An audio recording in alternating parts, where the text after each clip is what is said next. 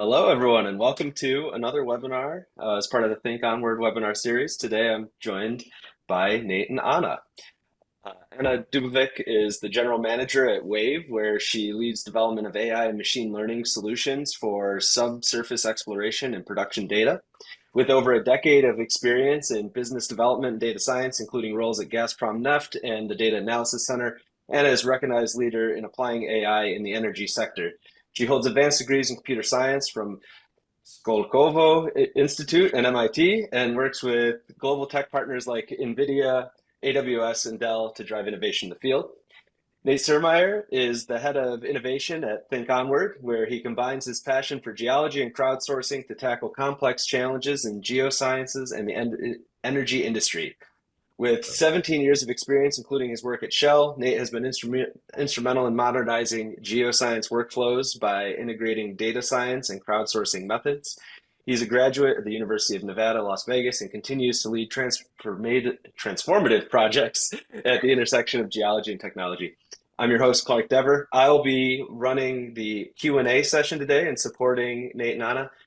They've requested that if you have any questions as they go through, just post them and I will interrupt them and we'll keep this dialogue flowing. So with that, I'll hand it over to our guests.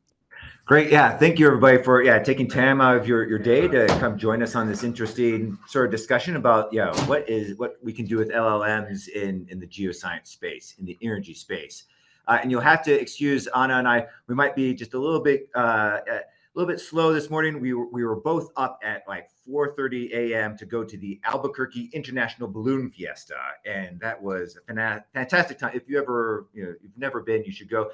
Anna, do you have a favorite balloon that you saw today? Oh my God, there was a balloon that was shaped like an aquarium and it had fish attached to it. So it was like different shapes and forms. I've never been to balloon festival before, even though, like Turkey is so close to me. Yeah. I could have done it, but it's only ThinkOnward that brought me to see places. And I know that you guys have like a team spread around the US. So I will just have to visit everybody. Yeah, I think so. Pick an activity to do on location. Indeed. Yeah, it was a real fun time. My favorite balloon was the three-toed sloth. That was pretty cute.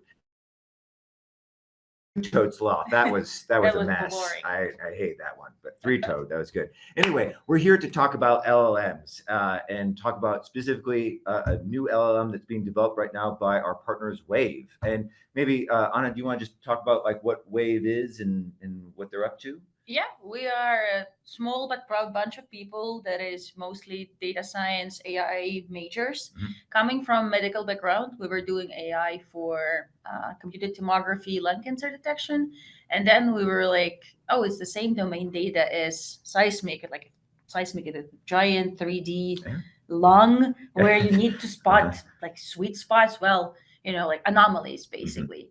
And then we were trying to build up an interface for all of this seismic interpretation system. And we were ending up just like traditional software, drop down menus, learning, training forever. And we were like, what if we connect Gen AI to the system and people don't have to suffer? They just talk as they would be talking to like me and you. Give me this, show me that. Just our regular conversations.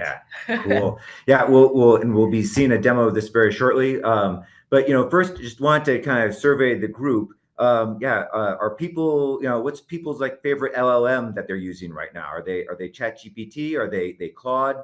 I'm a Claude man myself. Oh yeah. Oh my God, I can also choose. Yeah. Oh dear.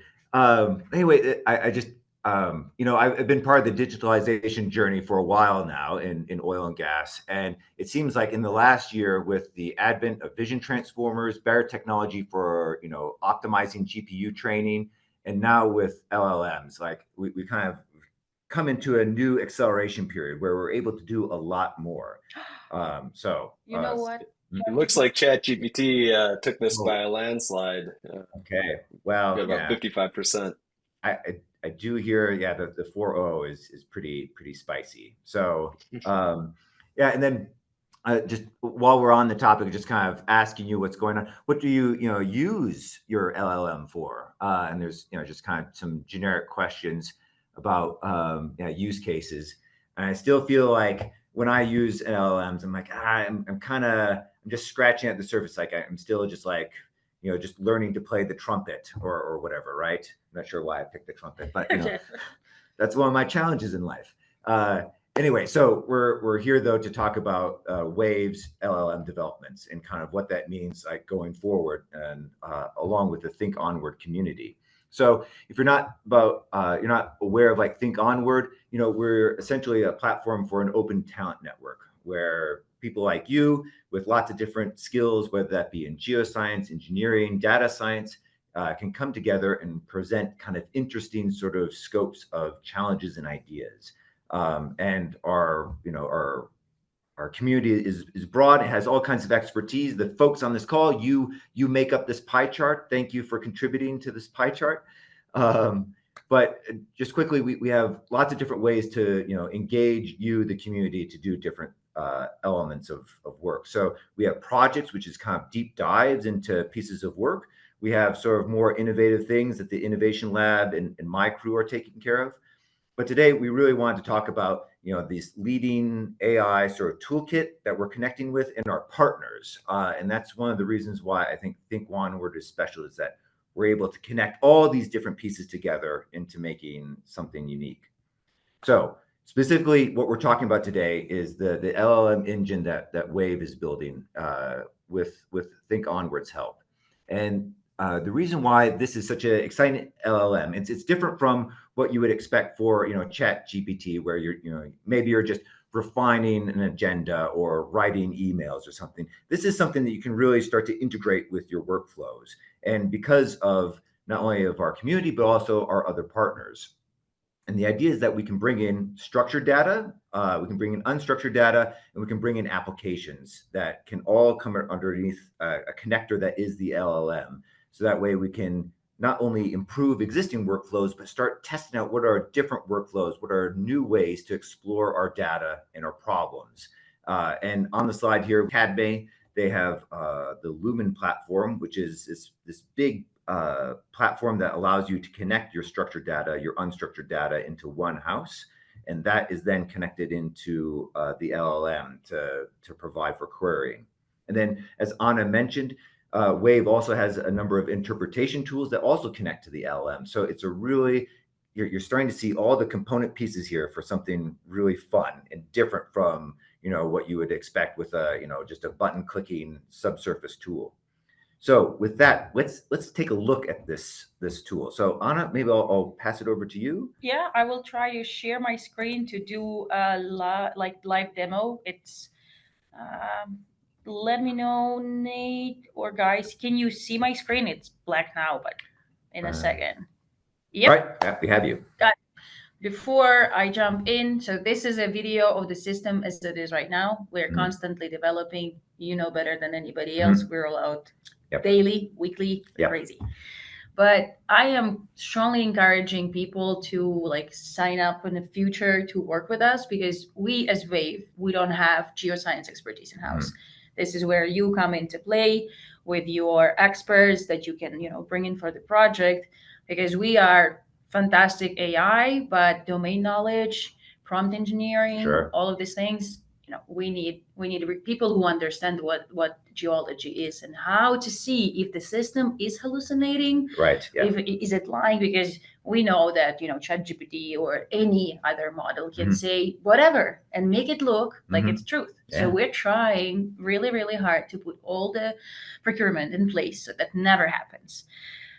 So I'm just strongly encouraging people to have this incredible opportunity to be able to influence that. Because when I saw ChatGPT come to life, I'm like, I wish I had something to do with that. And I didn't. Now I have to come up with my own ideas. But other than this, let me guide you through. We'll start with a quick interpretation project in order to provide some meta for the system to work with. So I'll show you what our 3D visualization system is for seismic interpretation. Here we can see 3D environment. This is a working web browser. So all of our interpreters can log in together, work on the volume simultaneously. And what you do is like you drop several seed points. This is a Vincent open Australian data. Data size around 1 GB, so it's just for the demo purposes.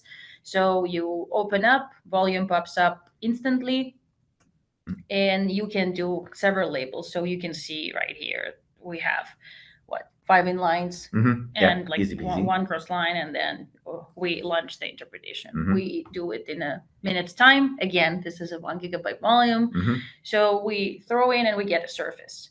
Whenever we're constructing a surface, so this is a horizon, we pull quality map. In the background, we have multiple machine learning models running and predicting the horizon. And then whenever there is a miscommunication about them, so they disagree, there's an anomaly, noise, anything in the data that might be wrong, you get that spot highlighted in red. So, I hope people can see my mouse. Yeah, absolutely. So you get automatic horizon extrapolation, and you can be, as an expert, like go and discover that thing. But this is Vincent, and we have in the background volume documents connected to it. Before we jump into that, of course, you want to predict some faults as well. Depending on how this tool is used for different like customers and clients, you should have already some historical interpretation. So you have volume, and sometimes you have multiple Charisma files associated. Multiple PDF reports coming back to 1960. So you have all of this, who relates to whom, kind of gypsy town in a Segway format. So, with this tool we created with this in mind, because many clients were, whenever we're talking to them, we say, okay, can you give us data? We'll run you fantastic AI. And they just say, okay, the data storage is there. You go figure it out. And we're like, okay. Or give us 4 months to clean this up. I promise we'll come back to you in 4 months. We just need to find that particular geologist that was working on that project, because he knows like what's connected. So we can see right now, like just fast forward, couple horizons, some fault surfaces, project structure in the back. And then in the bottom, you can see us starting with the questions. We'll start simple. We'll ask something around the meta around the project. So let's say, what's the deepest horizon? Based on the meta, we get the information. But, as we go through the demo, we'll go into more complicated projects. So what I'm looking from community participants is, creating these prompts. This system, I will explain how it's set up. Well, not to brag about it, but it's limitless.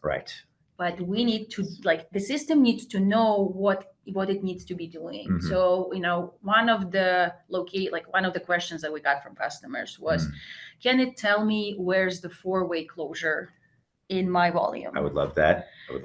Yeah. And it can, because, you can see the volume, you can see the faults and everything. You just know the geometry of the field, but it needs to know what a 4-way closure is. And based on the knowledge of LLM, it might.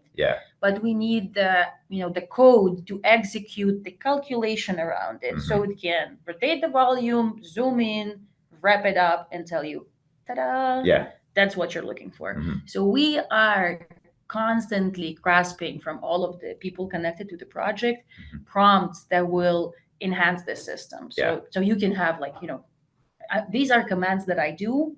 I want it to be instant.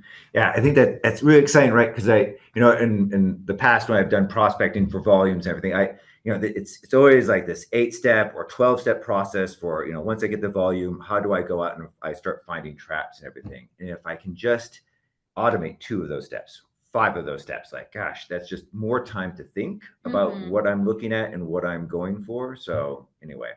It was also the part where we can, people were asking us, can it generate interpretation reports? I did my structural interpretation. I need to pass it to somebody else, and it needs to have a description. And then you sit and you type in, this and here, horizons there, depths, something, quality. But based on the meta, you can feed in your template that is your corporate, anything. This is how we describe it. Find everything in related data in my data storage, put it together, and then tell me what's missing, so I can fill up the gaps. Exactly. Cool. Yeah, so the one that we are seeing on the screen right now, let's say compare horizons such and such, because usually if you have interpretation, they're maybe locating in different. If you would be looking at two different charisma files, you want to see how different they are. If you have a horizon, then you can see analyze the seafloor. It understands where that is. It understands. Oh, sorry. Yep, it understands the context of the application. Now we can ask to look for analogs. That's the part that excites us very much, because we can look for particular, similarity between objects. So you can say, oh, I have this horizon. I wonder if something, follows the same pattern. Oh, I have this volume with all of this interpretation, and I want to do more. Yeah. Is there a similar volume that has these characteristics, or like anomalies, or maybe facies, depending on what's packed in your project? So analog search is another direction that we're moving. And in terms of what would you like to be like analyzed between two volumes, these are also prompts that we are desperately looking for. So once you have worked with your volume, you asked about techniques used, etc., you probably want to go in the documents associated with this segue and like have a deeper understanding. I don't know. Yeah, like when was it reprocessed? Was it reprocessed? What were the parameters of those? Like who was doing that work? What shop was doing that? Yeah, I mean, sometimes, the understanding your data takes longer than actually interpreting it. So. Yeah, so let's say you've done your project, you did some basics, or maybe it was historical one. So now you're going into the analysis of the documents. Yeah, that's a more narrowed down domain. So you can ask, of course, just basic geological questions, just to see what that it understands the context. We were not doing a particular one. I can see Clark raising a hand. Oh, yes. Yeah. So we have a question from Lorena. So is the Geo LLM a foundational model that has been or is being continuously fine-tuned? It's not. We have a foundational model as a site secret sauce. Yeah. So the word foundational model kind of gets used in different contexts. So for this case, the LLM here is just connecting to that structured data, the unstructured data, and the kind of a geo database. And then there's kind of other work that ThinkOnward is active with around a geophysical foundation model, which is more around the vision transformers and how do we utilize those to kind of change the way we look at seismic data. So good clarifying question. Thank you. And we, once we get into like bits and details of how the system works, I'll show what we have, envisioned within the fine-tuning. Fine-tuning at this point, maybe it will change. So, I just like for the historical integrity of this video, like today we're in October 24, fine-tuning on specifically narrow domains like geology shows worse results. So we went a different way with the Onward team. And before we move on, I have a question for Clark. Clark, I drew this line on the screen, like God knows why, but how do I get rid of it so that we don't have a red stripe in our, That's a good question. Red thread exercise, really. So you know what? It should be there. I believe if you hit the little annotate green pencil in the bottom left. Annotate a little. Do you get a menu? Yeah, I can do that. Oh, and I have an eraser, or a clear. I think there's a clear. There you go. Oh God, Thank you, Cliff. Learning every day. Thank you, guys.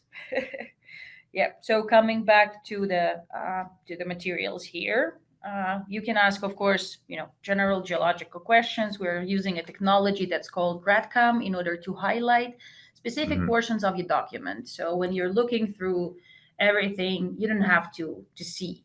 So now let's say you want to like dive into the details. So you ask, what's the Winston interpretation? You get a quick answer. You get references because we want to prevent hallucination. Exactly. Whatever the system tells you, it has to have a reference. you might not get an answer. There's a like a side to it. Yeah. Like Google spam. You can Right. it filters so much that you sometimes get nothing. There might be the case. Clark has a hand. All right, another question from Paul. Great use case for LLMs. Really like it. For the question, what is for the question when you said what is the deepest seismic horizon? Do you pass the metadata of the horizons to the LLM like a RAG approach, or is any of the data in the model? It's a RAG approach, so there are different agents that are responsible for different parts. They are, trained for particular tasks, so we can get the meta from the project because the 3D environment that we showed, the GeoSurreal, we control that. Our GeoAssistant can be plugged into any software, but we would need to know what's the code basis and what are the capabilities and functions and actions of that app. So we can have a GeoAssistant for Petrel, but we would need Petrel to give us, something to work with, or any software so far. So for us, it was easy to do it within our environment. We can just snitch it. Gotcha. Have it. Cool. Well, yeah, I liked, I would prefer my LLM to say no, and I don't know. That makes me feel more confident. Like if I'm using ChatGPT to like write email and it hallucinates, it's fine. It's just my manager that's getting this email. It's fine.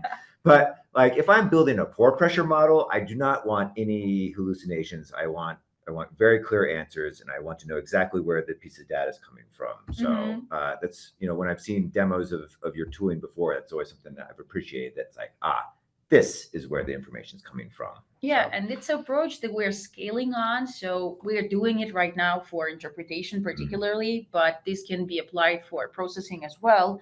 And here, if you are having a mistake, it gives room for improvement. But if we're moving with the GeoAssistant further down to like drilling data, production data, how scary it is to get something wrong. So it might ask you, so what we were trying to work on right now, it's not in the part of this demo, but I wanted to have to have it early next year, is a feedback mechanism from the LLM. So whenever you are asking anything and it doesn't understand you, it doesn't understand you for a particular reason.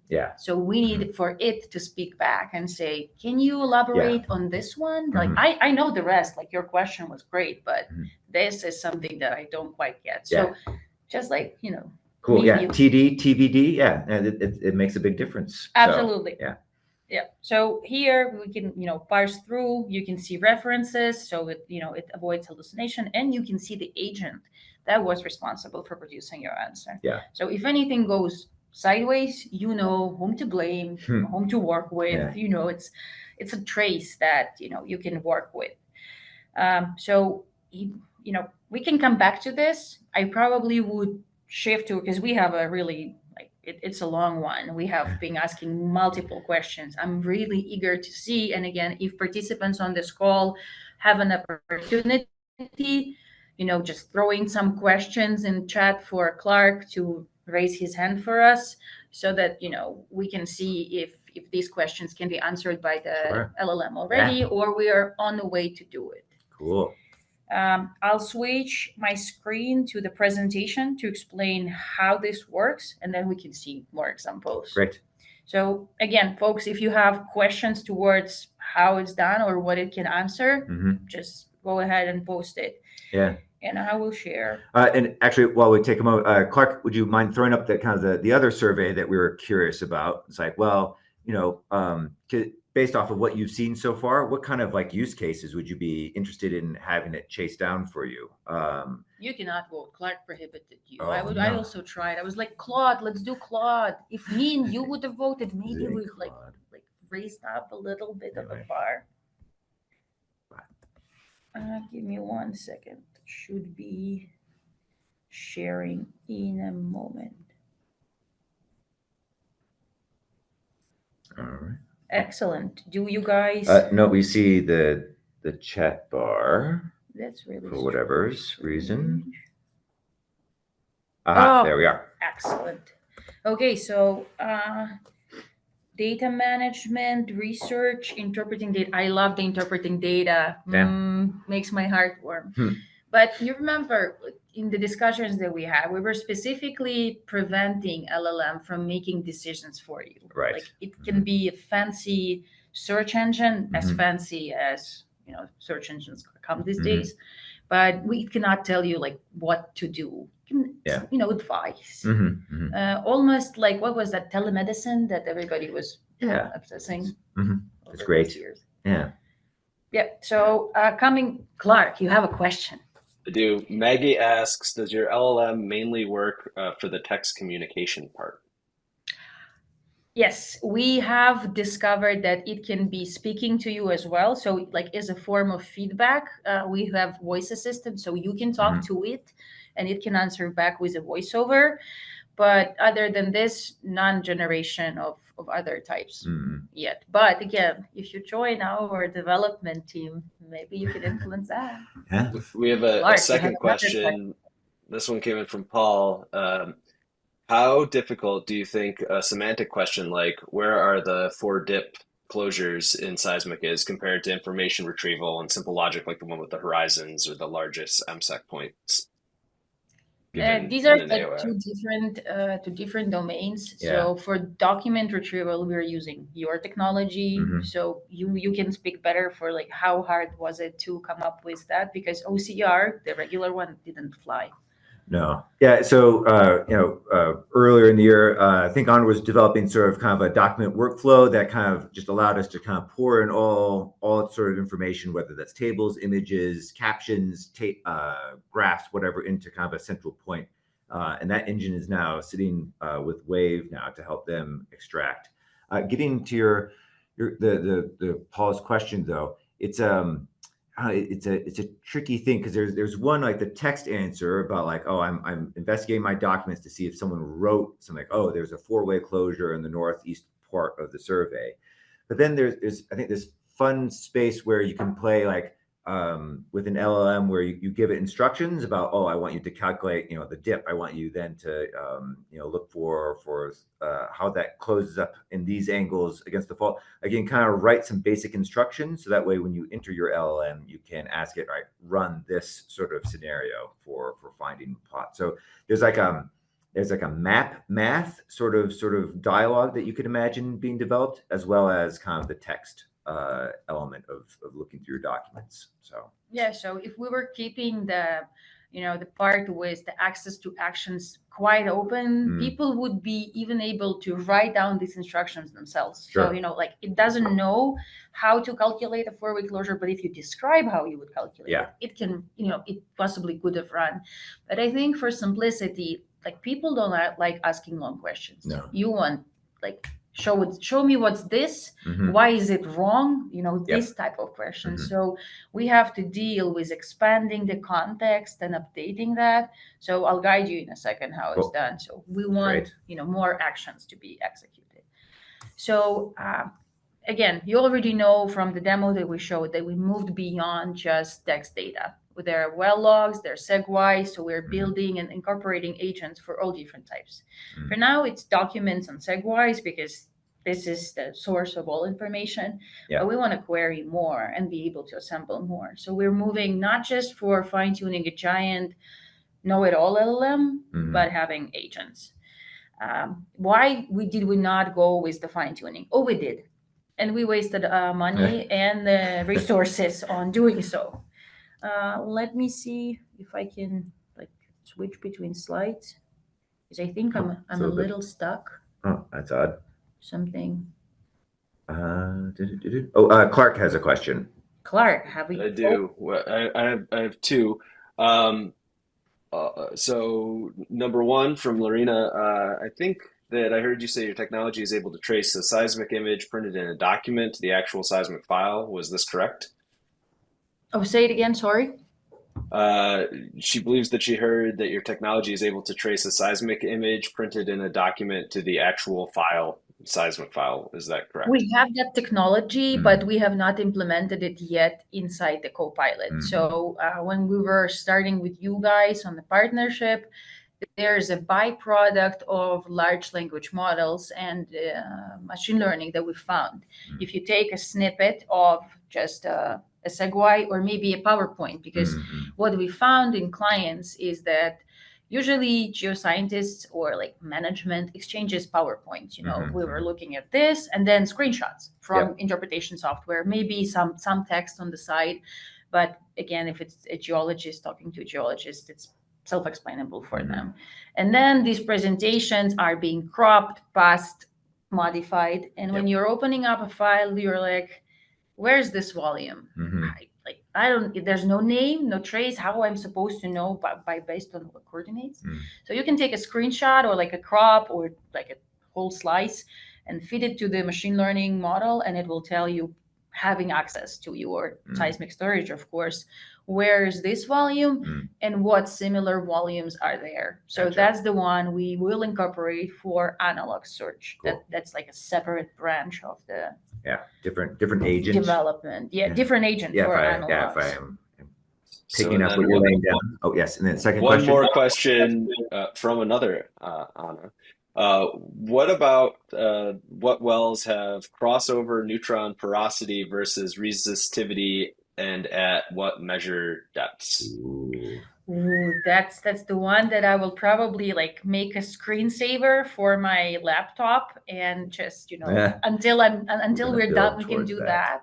So I'm thinking that if this information is for now existing inside documents associated, then it will pop up. Yeah. It will get you the depths, it will get you the numbers, it will highlight it in a document.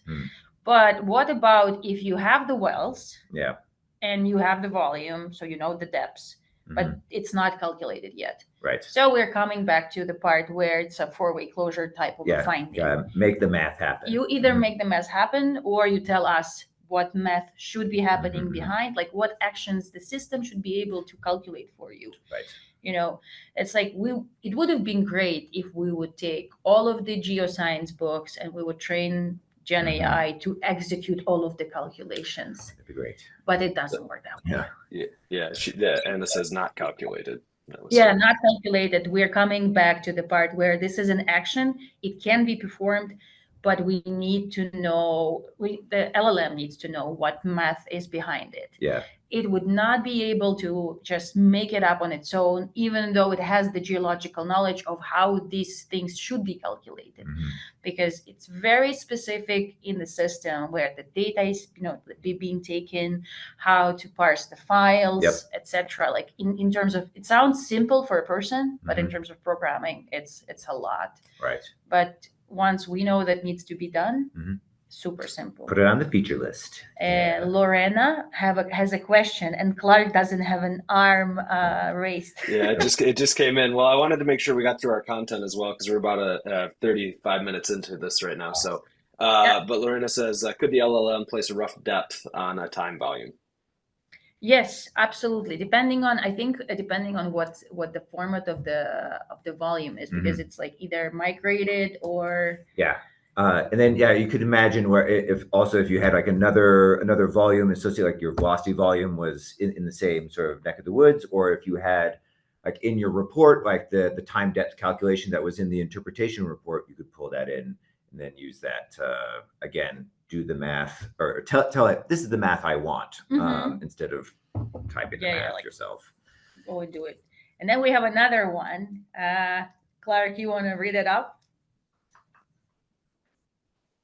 I would love to. So Paul says, I'm really interested in the reasons you were just going to mention why fine-tuning was wasted time.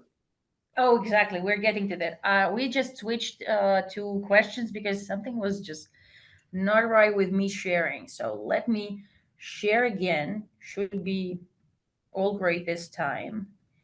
And you just tell me if you can see my slides. Excellent. Then I just need floating panel on, and we're here. So this is a little complicated, but follow me on this one. We have our custom frameworks that we do for neural network training and to do benchmarking on neural networks and basically any models, AI. So what happened here, we take a custom data set, a GeoBench data set, for example, can be any benchmarking data set, and we validate different open source LLMs on how they perform on that data set. This experiment came into play when I don't remember what particular group of researchers did it. I apologize if they're watching or if they will be watching. But there were cool dudes who took Meta's model. It was a Galactica model, and they fine-tuned it on open source data like reports, publications. So some of it was open source, some of it wasn't. So they did nice on explaining how the training was done. So, yes, and that's what we're interested in. Yeah, that was a great job there. And they called it the GeoGalactica, and the internet was booming with like we have our own Gen AI for geoscience. And when we started benchmarking, what you can see here as in yellow to blue is the general original metrics, which was benchmark on Hugging Face or anything else. And then you can see the first two is when it executes the instruction. So if you're talking to a person, and it's the GeoBench data set is single choice for questions. So you have a question and the 4 options to answer. You have a letter, a word, and you know what's right. So you're asking your LLM to give you a letter that will indicate the correct answer. And for person, it's no big deal if you tell me a letter or what's associated with that. But it is in fact mathematically and executing the instruction. If I ask you for a letter and you give me the content of the answer back, that is measured as wrong because you cannot execute instructions, and that would heavily influence what we were just discussing on calculations, running, predictions, etc. So if you look here, the dark blue dropouts are actually bad because the fine-tuning or the particular LLM is dropping out on executing the generalization. So it does great on geoscience, but you want it to be able to do still the Gen AI that you had it for. So instead of building the monstrosity of a fantastic LLM, we went with the multi-agent approach. So I will stop probably here and ask you if you tried the latest Llama and if you loved it or you insanely loved it. That I have not tried out the latest Llama, so I can't say, but I'm going to hate it. Of course, like everything. I'm going to be very biased right now. I'm going to say I don't like it. Well, we did try the latest Llama, and I will tell you, it's fantastic. And you will hate it. Because it's so good. It's so good. It's so good. Yeah, but the architecture that we have for the Geosystem right now is fantastic in terms we can plug in any LLM that client want or user want, and we say, oh, you want this to be running? Okay. And then of course, people at the Middle East are pushing for Falcon because they have their local LLM, and we're like, okay, you want Falcon to take care of it. You love the metrics. You don't need to see the benchmarks that we put. You're happy. That's it. So we have an orchestrator that is, it says an LLM orchestrator, so there's definitely LLMs inside of it. But orchestrator is a custom engine that is built by us and is responsible for routing your question, validating if this question is geoscience related or not, validating if we have the means in the system to answer this question. So if you start asking, tell me where to drill for lots of oil, it will tell, what, I'm actually incapable of it. It's not that I don't know, but I simply can't. So I like that. There's that part. Then we of course have the LLMs, and we have agents, we have knowledge database, we have 3D visualization, we have agents to run QA/QC. All of this is when you are sending a question in and you're waiting for a little bit to get the answer back, because it's not instantaneous as a ChatGPT right now. It would be 5 to 20 seconds, depending on how much information we're pulling out and what needs to be validated back. But, can be speed up, of course, but this is the use case, we've seen many. You want to learn about the project once you log in, you want to learn about Meta, you want to learn about associated documents.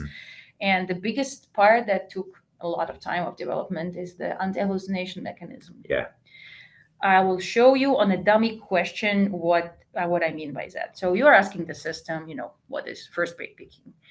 You get your quick summary, you get your references, which again, prevent it from going crazy because it has to point out where this piece of information is coming from, and you get a responsible party agent. But what's happening in the back is more interesting.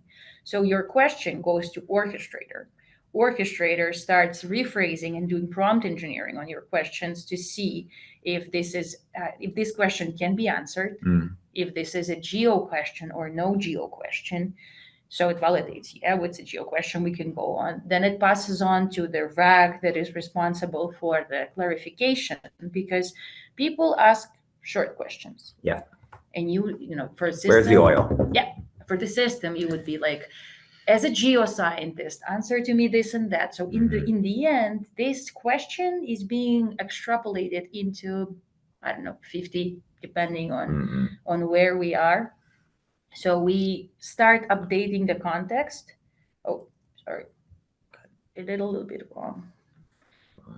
Yeah, so we start updating the context, and then we start getting from different agents or LLMs, depending on how we set it up, different answers. And then we start summarizing those answers, backing them up with the data sources, seeing if it fits. So it's a detective type of police work happening in the back in order to provide the answer that is not, random or wrong. Right. Cool. Yeah. So once you have all of that passed on, it's a nasty lineup. You get your question passed as a JSON to the front, and then the person gets the answer. So that's the part that usually takes, some time. Yeah. But the best thing would be if I can probably, I'll have to stop sharing and get back online. Maybe we have questions from audience while I'm getting to the best piece. We do, and I know, some people, lunchtime and all that. I just want to make sure that we post our form.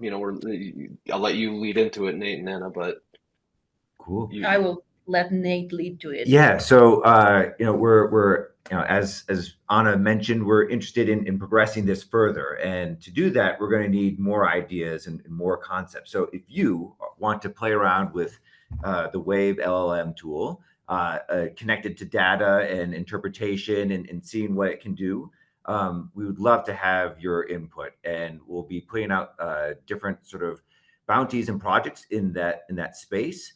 But it would help us out if you were able to kind of raise your hand if you're interested. So there's going to be a forum that'll be in chat. Already posted.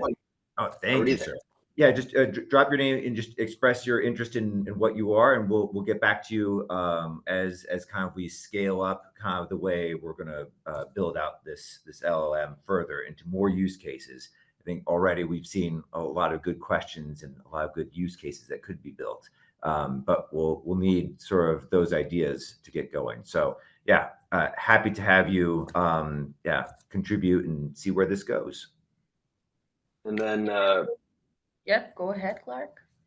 So we have Paul just wanted to make sure he was correctly summarizing that when you tried to fine tune it just for geoscience, it sort of forgot about English and started having catastrophic forgetting, quote unquote. Yep. Let me try to switch back to the presentation. So we're still good on time, right, Clark? You've got 15 minutes. So. Okay. Okay. I will just, I hope to have some space for the questions as well in the end. So once I'll be able to share my screen again. I think then just to comment, the setup of kind of the model architecture, I think also works well for just kind of the industry or the energy industry in general. We are starting to open up a little bit more, but we still are a very protective group.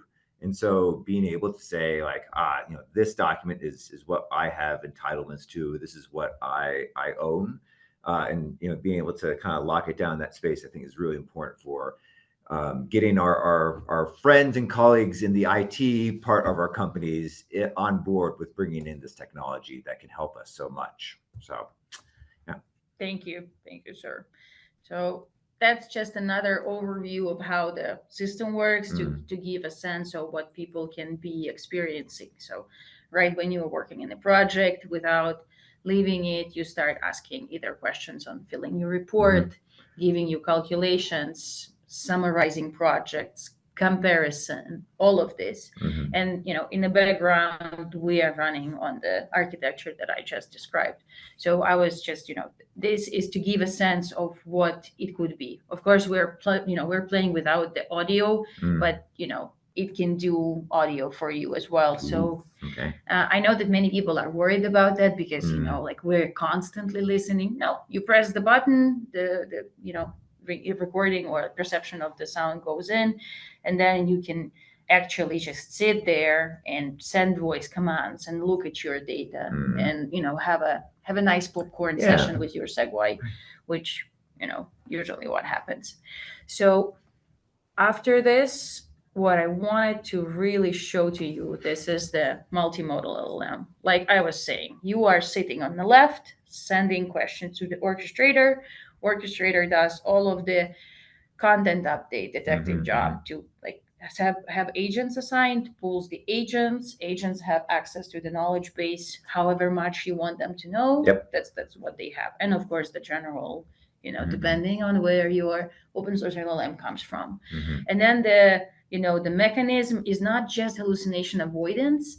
It's also, fantastic job of analyzing the documents because, long story short, you will find using this system, you will find so many missed data points or something that went from this PDF to that PDF and changed, wrong depths. People were copy paste, like humans were doing the best they could. And if we're talking about PDFs coming back some years and some more years, you will see that making sense of all of it needs to be really meticulous. So it's not just to prevent it from, saying you wrong. It's for highlighting where things don't match, where there's controversial information, for analysis that needs to be, when people were asking us, oh, you're building machine learning to replace us. Yes. No, it's like, we need you to really look into this because I can't as a data science. I mean, you can, you're fancy, but it takes so long anyway. But yeah, happy to have an LLM kind of help me through that process of standardization of what exactly is the story for this prospect, for this basin. Yeah, and as you were saying in the beginning, there's so much more to it. There needs to be a data management system in place. It could not be a dump. It can be, of course, but then you will be the victim of it. And there's more of the interfacing. We can do voice, we can do text. What else can we do? Like, can you just drop documents and say, go figure it out? Or like a documents with instruction. Me and you are Claude users. Claude does fantastic job of mimicking what you do. So you just say, okay, these are the documents with what I do. Do exactly similar. So that's a direction to go. For me, that's the big angle. So if you would be foreseeing how we can use this system, what would be your dream direction for the Gen AI piece? I think it's I really like the questions that we had earlier about kind of well logs, like, and just it always seems like my petrophysicist is always somewhere else or busy with something else. So if I just had somebody just to help me kind of like square away, like what's the best curve in this sort of LAS file, or could you just help me with a bit of normalization? Like I would love to have that as an agent. But then, I would want to start like breaking things. I want to have like the well log agent do my seismic interpretation. It's going to be wrong, but like what happens when you do that? Like these are the new workflows that you can build now that you have all these agents and the components built, right? So, Ooh. I know Clark has a hand again. Oh yes, Clark. Yeah, so I mean the question, and I lost it, was do you have any tools to build Earth models on areas without seismic? So it was kind of along the lines of what Nate was just speaking to, I think. Yeah, I mean, is it to the synthetic seismic related? So we have tooling for a synthetic seismic generation, but that like you can only really do with horizons. But like if you wanted to say like, oh, I have a GravMag and a surface map or something. Like, how could I build an Earth model? That's something that is yet to be built, but can be.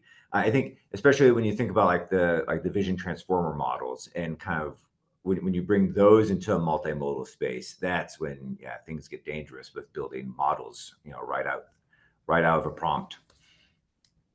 Interesting question. Yeah, absolutely agree. I don't know, Clark, if you can like visualize maybe the answers that we had been engaging audience with. Again, like to review that the guys that were on the call with us today like ChatGPT more than Claude. Mm-hmm. I wanna change that. That would be my number one. Cool.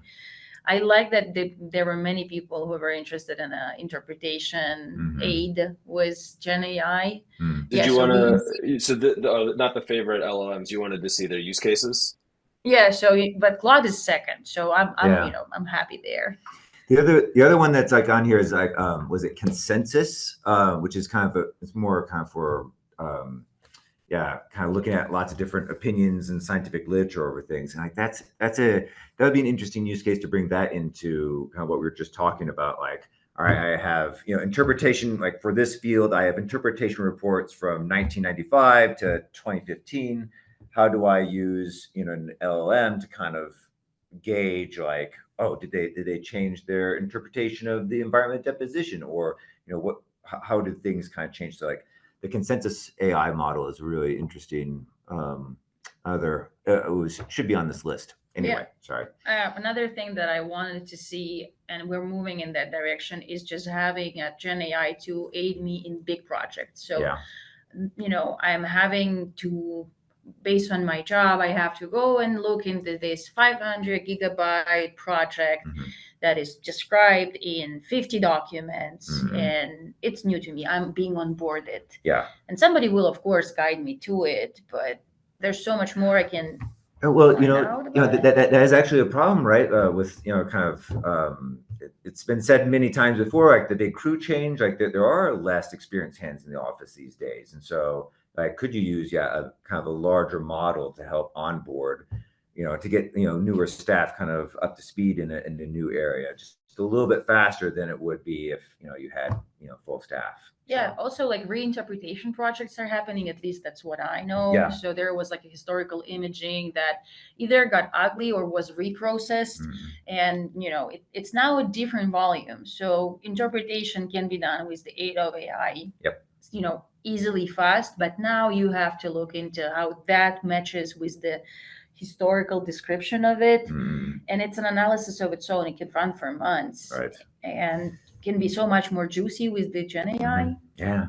Clark, you have a hand. So we have one more question, and if the audience has any questions, we've got about 5 minutes left, so I want to give you time to get them in. But there was a question of are there tools to tie wells to Seismic? So there's a couple of different, if you just go type in that exact line and then go GitHub, there's 2 or 3 sort of, there's a variety of like PhD theses and some other hackathon sort of products that have done that sort of work. But we've looked into this issue. It's such a, there's so many different component parts when you think about tying wells to Seismic, and kind of we have yet to see kind of one whole model that branches all of them. And so, it's kind of like a multimodal, like what we're talking about here with multimodal models. What you would need to be able to do is not only be able to connect to the different pieces of data, but then also connect to those different kind of maths workflows. So, I haven't seen an ML model that does it well. It does really well in like certain fields or in even basins. But it's not universal. So I'm looking forward to LLMs kind of helping out in that space because it can touch so many different data pieces at once. Yeah, so we'll have to work on the well part, like Segwise and PDFs are there. Well's my next big thing. Raw Seismic for processing is scary because it's super heavy, but it's like traces. So I don't know. Again, I would need experts' help to see. Right. Yeah. What would you like to know about those? Like how many are there? That's easy, but like how do they correlate? I don't know, like common shot gathers, whatever information about them, like all of that. So eager to learn. Right. And we have 5 minutes left for any last train car questions. Yeah. Do you say that? Yeah. Caboose caboose questions, or we could talk about balloons some more.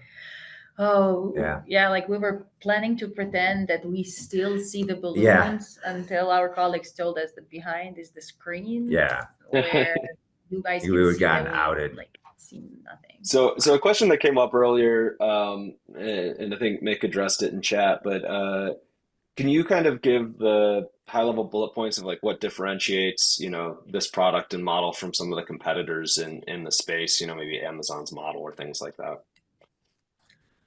You want to go? Yeah, I guess one that is kind of near to mind was that there's a company, let's just call them SMLB, and they have a product called Matrel or something. Let's just imagine that they have that product.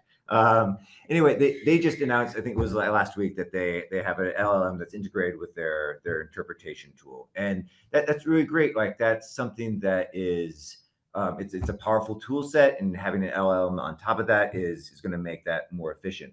But it's such a heavy tool set, right? And there's so much that's built in, and there's so much logic that's built in to that, and it's very much like a 1998 sort of logic about oil and gas and about energy. And what I like about what WAIW is putting out here is that because is component part, because I can plug in different elements into it, whether it's something from the Lumen platform or something from another piece of data, it remains flexible and it allows me to connect to different types of data that are being generated by different products, by different tools, or new types of data that I could put like ground penetrating radar into the GeoSurreal tool and connect it with an LLM. So what I like about, again, it's the flexibility, because I know what I'm working on for the next couple of years, but in 5 years beyond that, there's a whole big space of like new tools and ideas that I could chase. So I want something flexible. Yeah, and from technology standpoint, we were super GPU optimized from the very, very beginning. So we know how to get answers fast, how to train new models, how to not do cherry picking, just what we see in this benchmarking on LLMs. Like if it tells me the answer, is it really the best model? Is it really the most flexible? Like this bringing AI to, everybody keeps saying state of the art. I know it's a overused term, but we really make it state of the art. So we're not going after, we will have 15 agents tomorrow, each one will just give you one answer, but we're all covering everything. No, we want to do subsurface energy data. Yes, boss, go ahead. I just want to jump in because a bunch of the guys on our DevOps team were complaining when we were doing this internal pilot about how quickly we were releasing models and we had to keep updating the thing. So if you could speak to that, and how do you mitigate this speed of innovation that you're working at in the future, so that the people that support the geoscientists can keep up, I'm just yeah. It's like, with us, it's not a problem. Like when you're going to roll out the new tool, it's like when you're going to stop rolling out, we need to, like, we haven't used the old functionality. We need like the new already. So yeah. I will connect to those guys. I will pass them your concern. Yeah, I will address it. Before we wrap up, I just wanted to give Nate a chance because we have a webinar that is coming up November 8th at 9 a.m. about our geophysical foundation model. And I wanted to give Nate a chance to kind of hype that up a little bit and then remind everyone, I'll post it in the chat, but if you're not registered, please go to thinkonward.com/app and register, and then you'll get reminders about new webinars and the cool technology that we're releasing and working with other partners like WAIW and CADME to get into the hands of geoscientists. Yeah. So that in November we'll be talking about the geophysical foundation model, which is, we've mentioned before, is a vision transformer model. The idea is that if you show these vision transformers enough of something, say seismic data, it will start learning the patterns and sort of structures of what we're working with. So now this is not super resolution. I mean, you could do super resolution, but I don't want to go down there. I want to kind of use these vision transformer models to build specific tasks. So if you go to ThinkOnward and you look at our challenges, we have an active challenge called Image Impeccable, in which we're using vision transformers to denoise seismic data, a specific type of seismic noise that you can go and participate in. It closes in just a few weeks, so there's still time. But in that November, we'll be talking about, or that November webinar, we'll be talking about the Hugging Face model. So we've taken an early version of this model, we've open sourced it along with a huge chunk of training data that you can play with. And the idea is that the community is going to have better ideas than just our little, research groups. Yeah, I mean, we're very smart, but not as smart as everybody else. And so by kind of introducing this model to a larger audience, we're hoping that people will contribute, will build, and that collectively we'll find more and more fun use cases for these vision transformers. So check that out in early November. All right. Well, thank you to our audience. Appreciate your attendance and all the great questions. And thank you to Nate and Anna for sharing your expertise today. Thank you Have a nice guys. day, everyone. Yeah, take care.